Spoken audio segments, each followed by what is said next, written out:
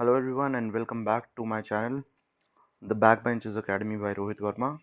Today we are here with another video based on the ICSE Class 9th Physics Reduced Syllabus for 2020 and 21.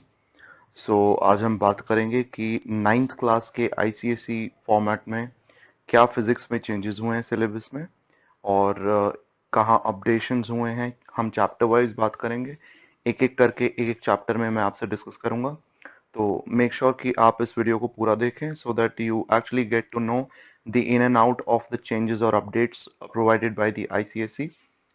Plus हर एक chapter के according जो changes या updates किए गए हैं उस पर मैं अपने रिव्यूज भी दूंगा कि मेरे हिसाब से कहाँ तक मैं सेटिस्फाइड हूँ जो चेंजेस किए गए हैं as a the perspective of a student. अगर मैं किसी भी एवरेज स्टूडेंट की बात करूँ तो उसके हिसाब से कहाँ तक वो चेंजेस जस्टिफाइड हैं। दोनों ही चीज़ों को नज़रों में रखेंगे कि किस हद तक सिलेबस का रिडक्शन हुआ है ताकि थोड़ा लोड कम हो सके। सिंस प्रेजेंट सिनेरियो के अकॉर्डिंग ऑफ कोर्स लोड का रिडक्शन बहुत ही इंपॉर्टेंट है। प्लस हम ये भी देखेंगे कि जिस टॉपिक को ओमिट किया गया है, रिमूव किया गया है, वो किस हद तक इम्पॉर्टेंट है या क्या वो इम्पॉर्टेंट था या नहीं था, या इतना एम्फेसाइज करने की ज़रूरत नहीं थी उस टॉपिक को, तो कोई प्रॉब्लम नहीं है। सो मैं कहाँ तक फेवर में हूँ या फिर मैं अगेंस्ट हूँ इस पर्टिकुलर चेंज के, वो मैं आपको बताऊंगा। So let's get it started. So हम सबसे पहले बात करते हैं चैप्टर 1 की। हमारा फर्स्ट चैप्टर आता है मेजरमेंट्स एंड एक्सपेरिमेंटेशन। ये chapter basically experimental based chapter है। इसमें as per the updates by ICSE जो चेंजेस किए गए हैं वो आपके सामने हैं। लेफ्ट साइड पे आप देख सकते हो कि जो टॉपिक हमारे हैं जैसे कि मेजरमेंट्स यूजिंग कॉमन इंस्ट्रूमेंट्स, अब दो बेसिक इंस्ट्रूमेंट्स हैं जिन पर हम इस चैप्टर में एनालिसिस करते हैं कि उन इंस्ट्रूमेंट्स को कैसे यूज किया जाता है, उनके लीस्ट काउंट्स कैसे निकाले जाते हैं, उनका यूज कैसे होता है ताकि हम बेसिकली मेजरमेंट्स कर सकें। वो दो पर्टिकुलर जो इंस्ट्रूमेंट्स हैं वो है vernier calliper and micrometer screw gauge, जिनको हम लेंथ मेजर करने के लिए यूज करते हैं। तो ये जो दो इंस्ट्रूमेंट्स हैं इनको कंप्लीटली रिमूव ऑफ कर दिया गया है, वेव ऑफ कर दिया गया है as per the updates. I think ये अपडेट काफ़ी हद तक स्टूडेंट्स के फेवर में है। एज अ स्टूडेंट, अगर मैं किसी एवरेज स्टूडेंट के पर्सपेक्टिव से बात करूं तो आई थिंक मैं काफ़ी हद तक सेटिस्फाइड हूं इस चेंज के अकॉर्डिंग। जो ये अपडेट किया गया है कि ये जो दो टॉपिक हैं vernier calliper and micrometer screw gauge, ये कंप्लीटली रिमूव कर दिए गए हैं। So I think I stand definitely in favour of this particular topic being reduced.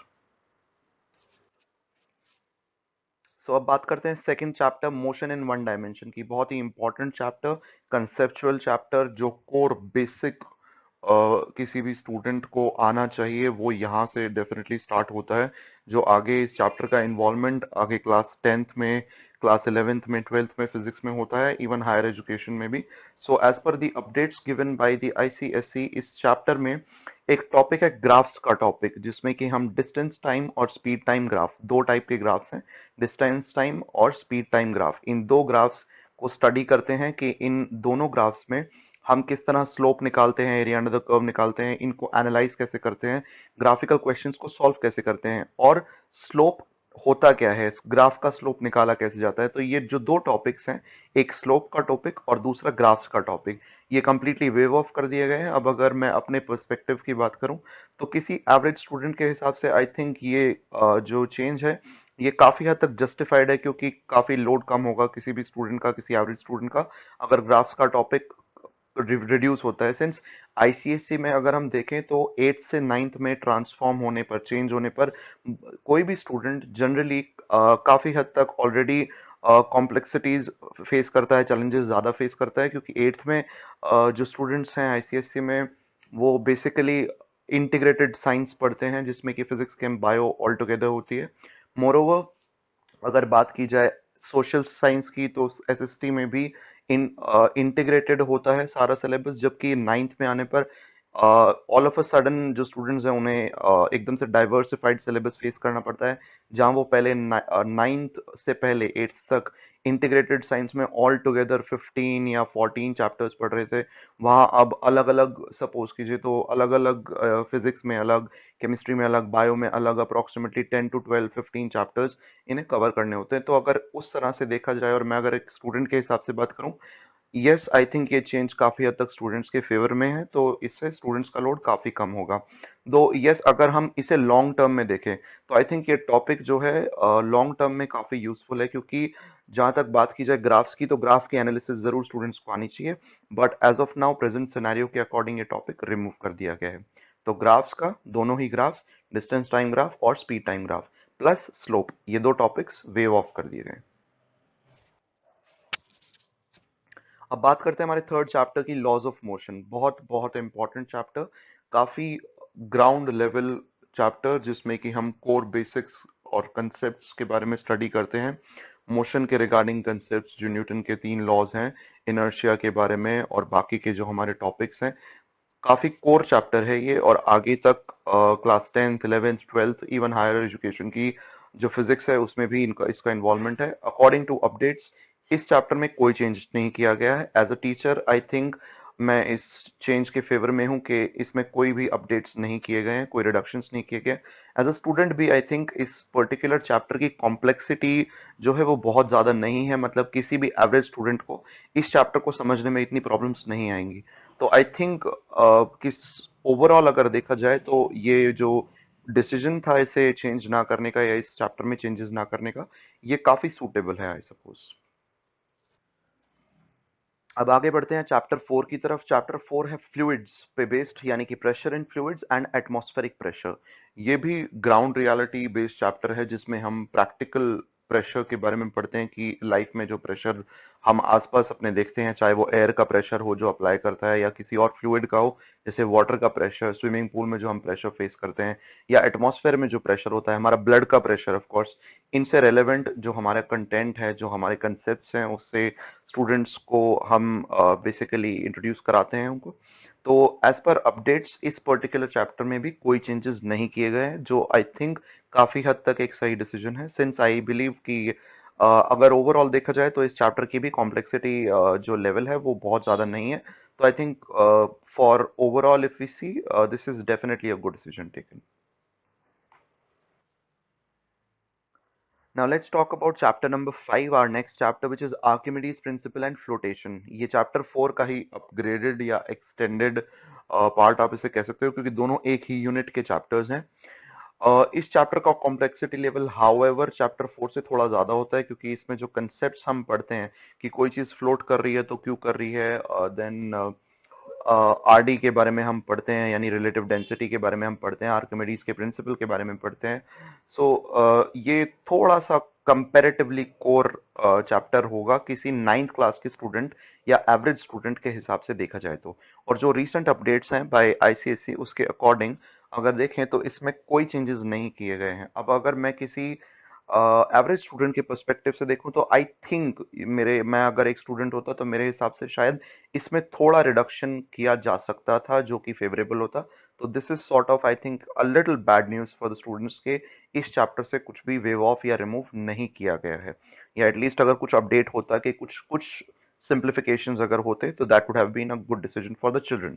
But anyways, this is what we've got, that there is no change in chapter 5, that is Archimedes principle and flotation. Now moving on to chapter number 6, which is heat and energy.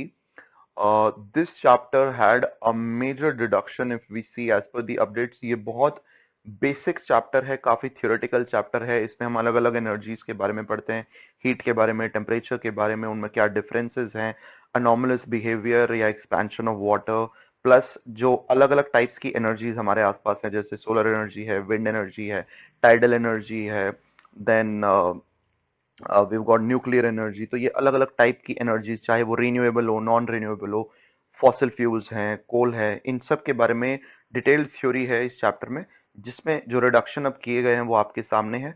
Old syllabus अगर आप देखो तो इसमें दो major topics हैं, काफी बड़े topics हैं, इनको कंप्लीटली रिमूव कर दिया गया है। तो वो टॉपिक्स क्या हैं एक बार डिस्कस कर लेते हैं। पहला टॉपिक है energy flow and its importance.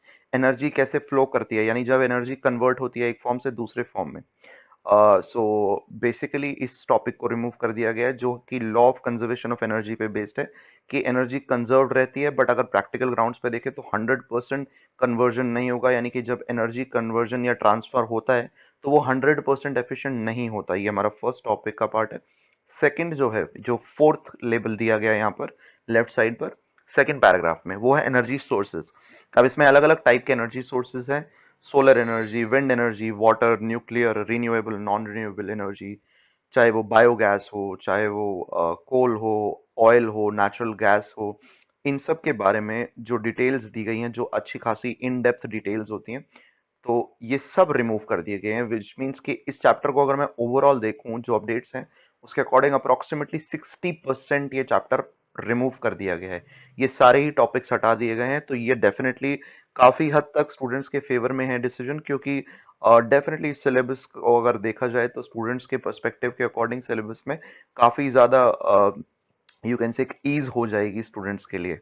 दो आई थिंक ये कोई बहुत ज़्यादा कॉम्प्लेक्स टॉपिक्स नहीं है कि अगर इन फ्यूचर सपोज कीजिए जब चीज़ें नॉर्मल हो जाएंगी, this covid situation will be all fine, तो ऐसा नहीं है कि इन टॉपिक्स को कवर करने में बहुत ज़्यादा कॉम्प्लेक्सिटी या प्रॉब्लम्स बच्चों को आए। तो स्टूडेंट्स इजीली इन्हें बाद में भी कवर कर सकते हैं। So this is definitely a very very good decision taken by ICSE. These all topics have been removed. Now moving on to chapter number 7, reflection of light, that is optics. One very very very crucial chapter, क्योंकि इस chapter का involvement आगे सभी classes में होता है, चाहे physics हम 10th क्लास की बात करें, चाहे हम 11th की बात करें, 12th की बात करें, हायर एजुकेशन की बात करें। ऑप्टिक्स एक बहुत वाइटल पर्टिकुलर यूनिट है जो हम आगे तक फिजिक्स में कवर अप करते हैं। तो as per the updates by the ICSE for class 9th, जो टॉपिक्स हैं जो रिमूव किए गए हैं इस चैप्टर से, वो हैं दो टॉपिक्स। पहला है F equals R by two, यानी focal length equals the radius of curvature, half of radius of curvature without any proof.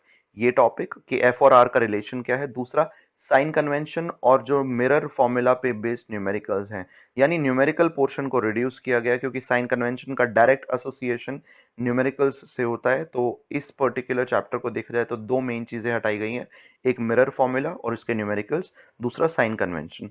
ये आई थिंक अगर डिसीजन देखा जाए तो काफी हद तक स्टूडेंट्स के फेवर में है, क्योंकि इससे इस चैप्टर की कॉम्प्लेक्सिटी कम होती है। बट डेफिनेटली हो सकता है आगे आने वाले फ्यूचर में स्टूडेंट्स को इन टॉपिक्स को गो थ्रू करना पड़े फिर से, depending on in case if they need to. अगर आगे कोई student in future physics opt करता है, चाहे वो 11th में हो, 12th में हो, या ग्रेजुएशन पोस्ट ग्रेजुएशन लेवल पर हो, तो डेफिनेटली इस टॉपिक को गो थ्रू करने की बाद में जरूरत पड़ सकती है। बट आई थिंक अभी के लिए अगर देखा जाए as per the present scenario, this is surely a good decision taken through. So these two topics have been removed, which is sign convention and numericals, जो मिरर फॉर्मूला से related हैं, वो सभी न्यूमेरिकल्स रिमूव ऑफ या wave of किए गए हैं।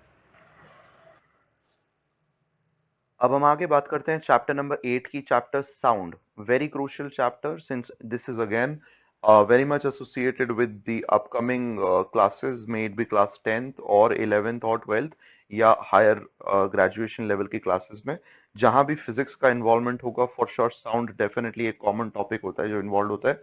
और अगर अपडेट्स देखे जाएं तो आईसीएससी क्लास 9th के अपडेट्स के अकॉर्डिंग यहाँ साउंड में कोई चेंजेस नहीं किए गए हैं। तो आई थिंक मैं एज अ टीचर और एज एन एवरेज स्टूडेंट अगर देखूं, तो मेरा पर्सपेक्टिव यही कहेगा कि आई थिंक ये जो ना चेंज करने का डिसीजन है, ये शॉर्ट शॉर्ट बहुत अच्छा डिसीजन है, क्योंकि साउंड चैप्टर की कॉम्प्लेक्सिटी लेवल क्लास 9th में बहुत ज़्यादा नहीं है। बहुत कन्वीनियंट चैप्टर है, इंटरेस्टिंग चैप्टर है।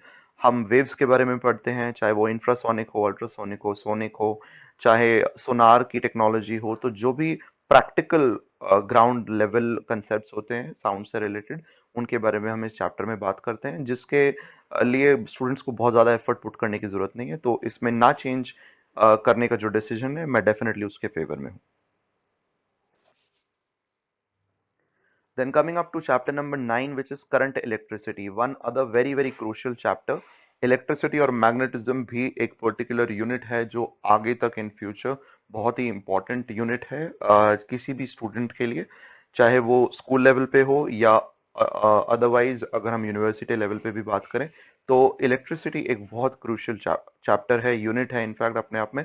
सो अगर हम अपडेट्स की बात करें तो इसमें कोई चेंजेस नहीं किए गए, जो श्योरली मैं काफ़ी फेवर में हूँ इस चीज़ के, क्योंकि बहुत इंपॉर्टेंट यूनिट है।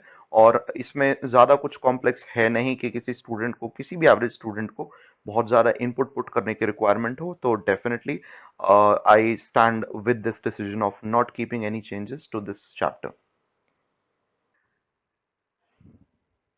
Now moving on to our last chapter for class ninth as per the syllabus that we have for ICSC, which is magnetism, which is a sub part you can say of electricity, because electricity and magnetism go parallel altogether.